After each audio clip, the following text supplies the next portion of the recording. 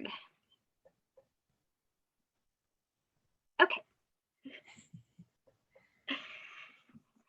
Hello, my name is Kristin. And I'm Michele. And we welcome you to our channels. We are going to work together today just to get together to talk about Kristin Hannah's new book, The Four Winds. So, Michele, do you want to give them a quick overview of what the story is or why you even picked that one?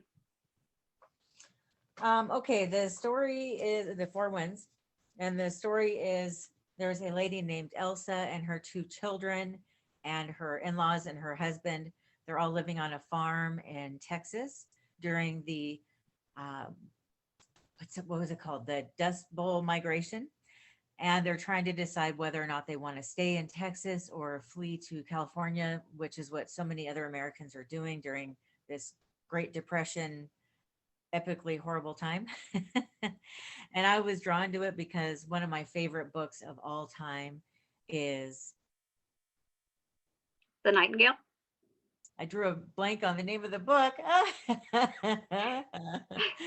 What's the one about the Dust Bowl migration where the Grapes of Wrath? Oh, yes. That's one of my favorite books of all time. So I thought it'd be really fun to read about this because I love Kristin Hannah so much. And yeah, what about you? Yes, so I have a Kristin Hannah fandom. And I think it was you that was talking about how, like, originally she wrote almost exclusively romantic romance kind of novels, and some of the beginning ones are really cheesy and Yeah.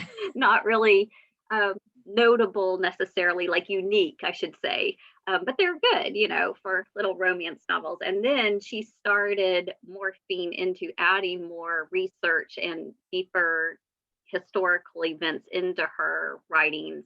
And I think it kind of accumulated with The Nightingale, which I'm very much looking forward to this movie if it ever comes out. It keeps getting put off. But when it does, it will be worthy. And so I picked this one because I'm going to read all of her books and really appreciate them. But it's funny because I knew, of course, that it was about the Dust Bowl and about this sad, depressed time in US history. And for some reason, I didn't like, I wasn't as prepared for it to be quite as sad as it was. So it has a very sad feel. So that's my disclaimer. There's very poignant, beautiful stories that are worth reading and dealing with, but you kind of have to be in that mindset where you're ready for something a little heavier. So I think this is a beautiful story that has a lot of depth, but a lot of sadness too. So what we want to do spoiler free before we talk about any spoilers. That way people who haven't read it but can get a feeling if they should read it. So do you have any advice about the kind of person that you think would really appreciate this? Or like I just said, it should be kind of when you're ready for something a little heavier or. Well, it's definitely heavy, but I think it would be good for somebody that loves history or for somebody who loves feeling emotions. I think it's definitely a good way to connect not just with the history of our country, but with our families, our grandparents and great grandparents, depending on how old you are. It's very um, it's a really good way to kind of understand where they were coming from a little bit more. Because when my grandma talks about the Great Depression, she didn't really, or when she talks, she's not alive anymore, but she didn't really go into depth the way the book did. And I feel like I know her so much better now than I did before. So that's really cool. Yeah, no, there is always like something that I actually learn about history when I read it from a first person perspective that you don't get it as much when you're like reading the facts or the timelines like from a history book. It just puts it that much deeper into it. And I did appreciate the struggle and wrestling, even though it's kind of a difficult time, about maintaining that hope. And she made it that comment at the end talking about her reflection of writing this during another difficult time in history being the pandemic, and that obviously she didn't know when she started researching and writing out this book that that's the way it was going to play out. But you know, we are fearful, I think, as a country about more recessions and more hardships and more people that are also out of work for different reasons than a dust bowl, but the same in many ways also. And so that's really beautiful. And she does have a poignant way of finding those little things like the family icon that becomes that symbol of hope or that symbol of tying back to the land itself or to carrying on. So I appreciate for that. Did you like the characters or did you have any particular favorite characters in this?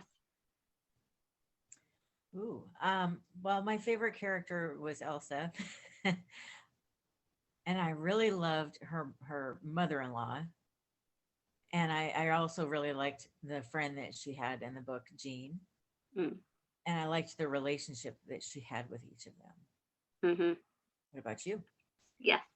Yeah. I loved the story of the strong women and the stories of the women kind of with the reality of wrestling that, a lot of the focus is on the man and the man's world, but how much the women are still kind of in charge and running things, even with that. And yeah, and just family and land, I think are the themes that I just really kind of resonated with and really appreciated. And of course, Elsa is a good character all the way through to try that you're trying to figure out and root for and hope that she, finds that hope and peace for herself. Definitely. All right. Do do do you have anything else you want to share before we go into a little spoiler? Let's see. I do have one other ironic thing that I will go ahead and say that Okay. I like to read a classic each month, and sometimes I'll even read a couple classics. And you're never going to guess what classic I picked up this month. The Age of Innocence, huh? I had just finished it. Like, this was the last book that I had put down when I picked this one up. Okay, I haven't read that, so I don't know. Is it similar in some way? Well, because in Kristin Hannah's book at the beginning, because I don't think this is a spoiler, I think it's Uh-huh. in the first chapter, she's reading The Age of Innocence. And she Oh, starts yes. Okay. talking Right. in the book, because she's a book nerd too, which is probably another reason you and I both really resonate and love Elsa, right? She like loves to read and then she passed that on to her daughter, which I thought, yes, go mama. Um, but she's reading The Age of Innocence and she's talking about it. One of the parts that I was struggling, because again, I'm pretty sure it's the first chapter that she's, Yeah, it's on page yeah, 8. She's yeah, talking I about. just found on page 8. She wished she had never read The Age of Innocence. What good came from all this unexpressed longings? She would never fall in love, never have a child of her own. Okay, so I don't want to spoiler alert this, but the general premise of this is about a divorced woman, a woman who's separated, contemplating divorce. And so the book really is about, and this is way back in the day when like what you wore to the opera could be scandalous, like that kind of high society, like any little thing. So certainly, divorce is just ultimately sinful and bad and scandalous. And so but it's a wrestling of messed up relationships, like that high society that has all these pressures and all these expectations. And, I don't want to spoil the book, but it's a difficult, raw, gritty humanity gone wrong kind of story. So I found it fascinating that she would read this and then say, this is like something to aspire to or something that stirs her. It's like, to me, it would be almost the opposite. Do you see what I'm saying? Yeah. Well, and what I thought was funny, there's actually a couple of things. She on that same page, is the first time she mentions fight for yourself, be brave, which is what her grandpa had said to her. Mm-hmm. And it's throughout the whole book, that is what she keeps reminding herself of. And it's interesting because she grabbed a group of books. I'm trying to find what they are. Early on when she was moving for the Mm-hmm. first time. And I thought it was interesting which books she grabbed. Yeah. And I was wondering at the time if they were going to have, if the books that she grabbed were kind of a hint as to the life that she was going to live. Mm. And I didn't have a chance to look back again, but I don't know if you had any thoughts on that. Yeah. No, that was interesting. And then she, she left the Age of Innocence behind at one point, you Yeah. know.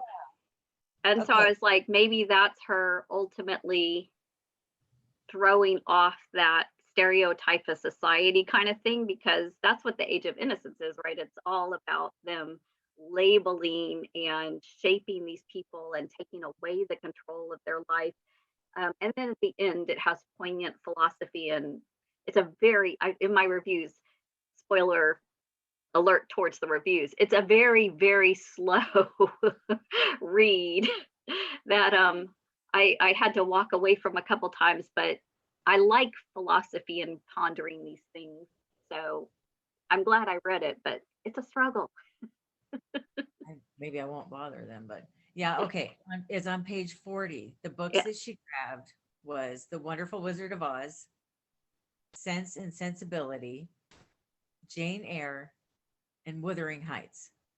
And she left behind The Age of Innocence. There you go. And she did not bring a Bible because she didn't see one, but they're pretty easy to come by, so she probably wasn't worried about it, right? Right. Yep. But now I don't want to spoil anything, but I could see a little bit of some of those books sprinkled in there a little bit. That's why I thought that's interesting. Looking back now. Yeah. All right. Well, maybe we should leave it spoiler free, but overall, I mean, in the Kristin Hannah world, I do think this is one of her better books. I do. So I think I might even like it better than The Great Alone, which I really appreciated being all Alaska and all. Right. Yeah, I think, and for me, this was probably my favorite Kristen Hannah book. And I've read a lot of her older ones when they were like sappy romantic, and then as they started getting a little bit better, I've read those. And there's a couple I really loved in that era when they started getting better. And then The Nightingale I thought was really good, but this one is probably my favorite. But so I have to ask though, did you cry? I did at the end of the book. Um, I wasn't like boo-hooing, bawling, but I definitely wiped the tear off my eye. Like I was touched. It was that deep, like, heart moment. So yeah, did you? I did. I cried very lightly at the end, but I had like a boo-hoo moment. Um, it was a moment between her and her father-in-law that just hit me hard, and I don't know why it hit me so hard, Mm-hmm. but just with him being so loving towards her, and um, I don't know. I think we all want parents or in-laws that are loving towards us, and we don't always get that.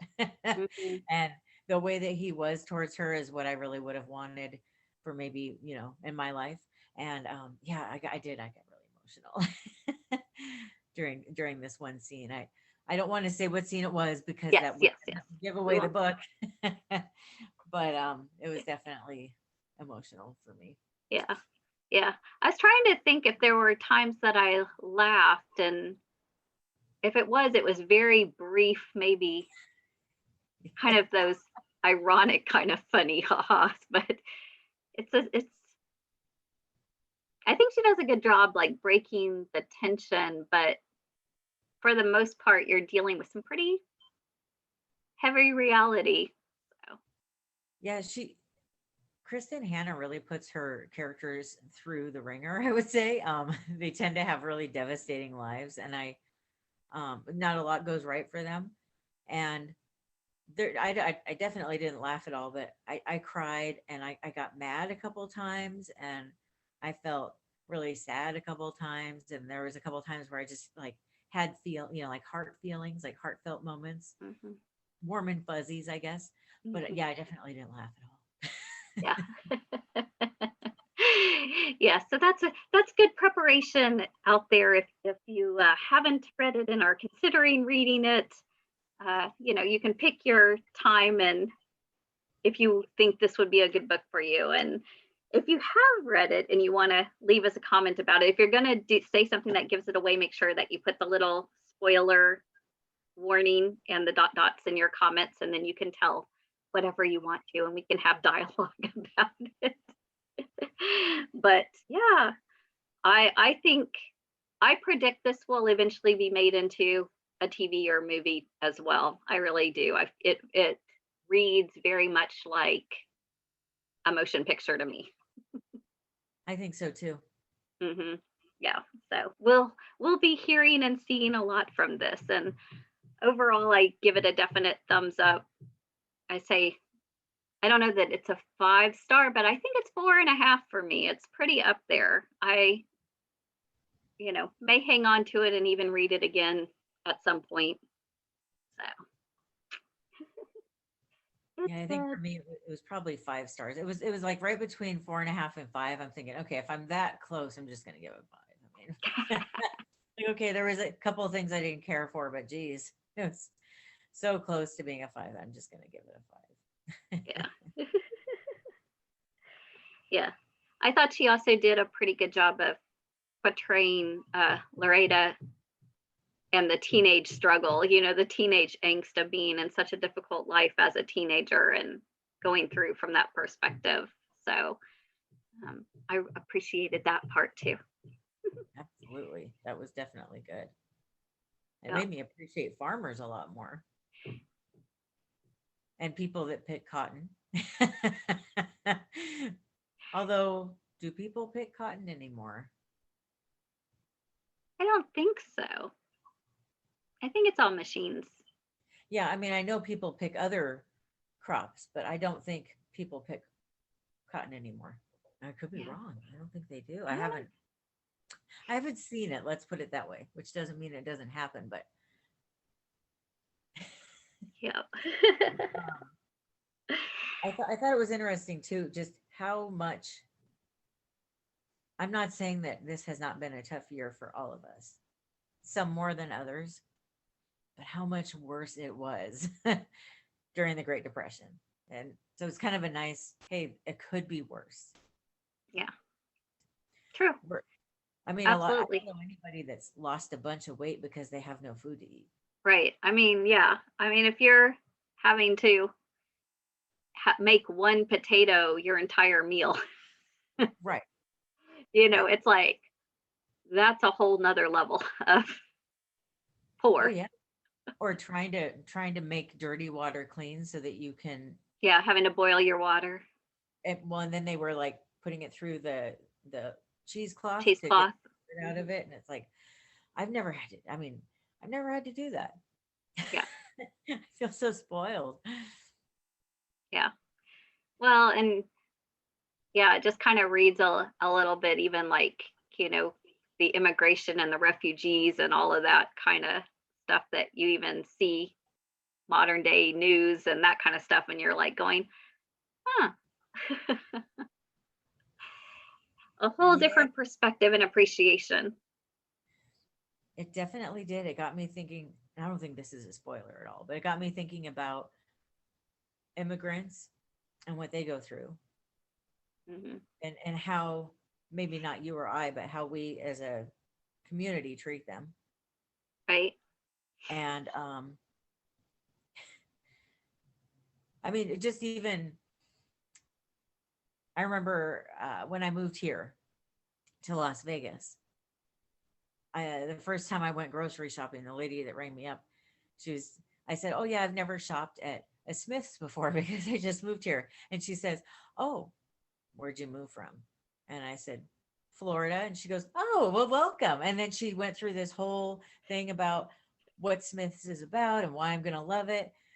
And and I said, oh, so it's okay, I said something about it's okay if I move here from Florida or something, you don't mind. And she said, yeah, it's the Californians that we hate. And I'm like, which is Great. funny because reading the book, it's like you think about how much people treat people that come into their area differently, Mm, and I just thought it was really fascinating thinking about that, and also thinking about how people. Oh, sorry. So there's a phone way off in the distance going off, and I just let it go. But also thinking about how we treat poor people too. You mhm. know, Right. Yep.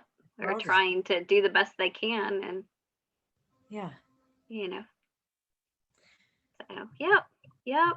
Good stuff. No, it makes it, and this would be a good book to use for like a book club and talk about some of those issues about, foreigners, about the poverty, how we, and just even how they did deal with the relief that the government was doing at the time, and what was working and what was not working. Right. Yep.